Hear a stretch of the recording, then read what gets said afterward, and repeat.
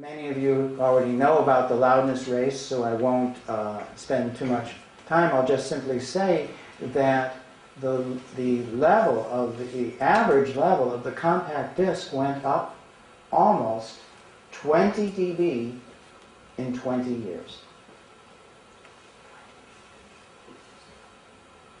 That's 20 dB, maybe 30, but that is so much difference that the consumer has been completely screwed up. The peak normalization system gives favor to compressed material and prejudices us against more open and dynamic material.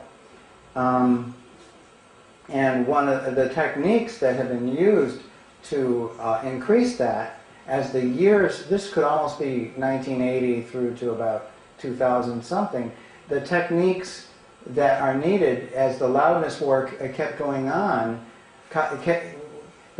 each of these represents a new big gun that was invented to give us more loudness, and each of the tools became more and more powerful.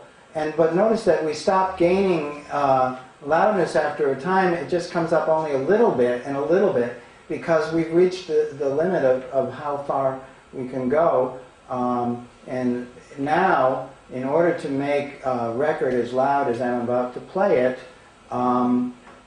they have to clip the digital chain and the analog chain and everything in order to make the record seem loud. But what does it do for us? Now, I'm afraid this is going to sound loud. If it is really bothersome, just cover your ears a little bit. It's only 30 seconds long. Okay? This first clip is a good term here, because clip is correct.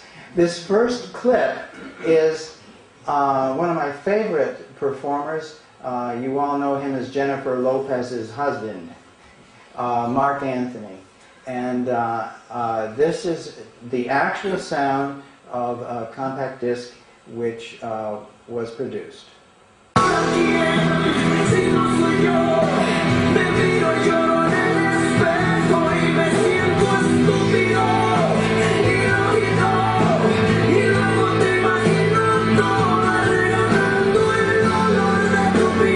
I can stop it. Oh, good. Okay. That's what Mark Anthony's material sounds like. Now, I'm not pretending that I'm a saint or an angel, but I did master this material in blue on the right.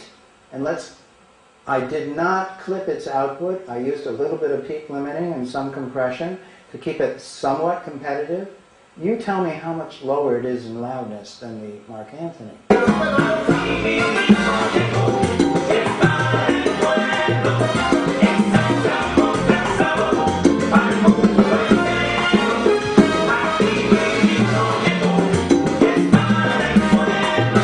Play that backwards, it comes out in Danish.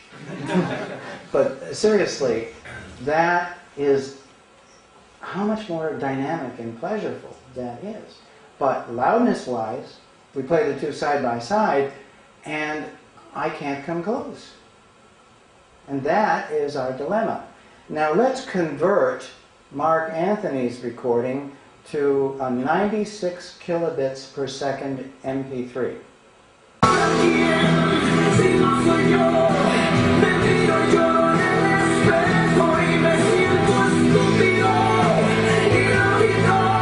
Estúpido. Ilógico. Very much so. So you can't win when you start putting it through filtering and take it to the radio or to satellite. The satellite radio has something like about 64 kilobits per second rate, so it's not unusual to have to make an MP3 at 96K. It is a quite fair example of what might happen when this was converted to play on satellite radio. Now let's take the blue material, which it has not been clipped, and put that into an MP3.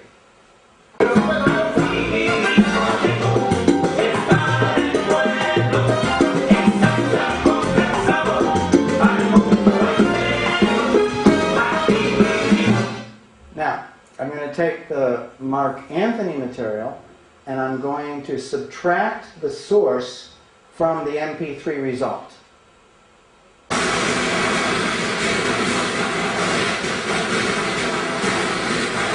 All we get, oh God, lots of high frequency noise and distortion. That's mixed in, and so the MP3 exaggerates all the distortion that they used to create the clipped material. Now let's put the blue material into the difference engine and subtract. You can still hear the beat. You can still hear the music. And if we look at a spectrogram of these two, we can see what happened. Over here on this side, everything right at about 12 kilohertz above that produced tremendous aliasing products in the MP3. And the difference. Whereas this, very little things happening. Blue is low level, and red is high level, and green is mid level. And this is a time-based spectrum, so this might be 10 seconds worth of material. So you can't beat the laws of physics. If you turn your monitor gain up high enough and set it to the theater standard, which is a minus 20 dB FS RMS signal produces 83 dB SPL, then your average level of your music will be at 83. Now that might be very high for people who are mixing for radio, but I'm giving an example. And so I'm not saying that you might not want to use a different standard, but I'm giving this as an example today so that we can see how it works. If I set my monitor gain so that the minus 20 dB FS section of the music comes out to 83 dB, then I have 20 dB headroom, and my highest peak SPL, will be 103 dB. With that setting, I can mix blind without any meters. I can close my eyes and I can do a mix on the SSL without any fear of overload or distortion or signal-to-noise ratio problems whatsoever. This is a very powerful concept.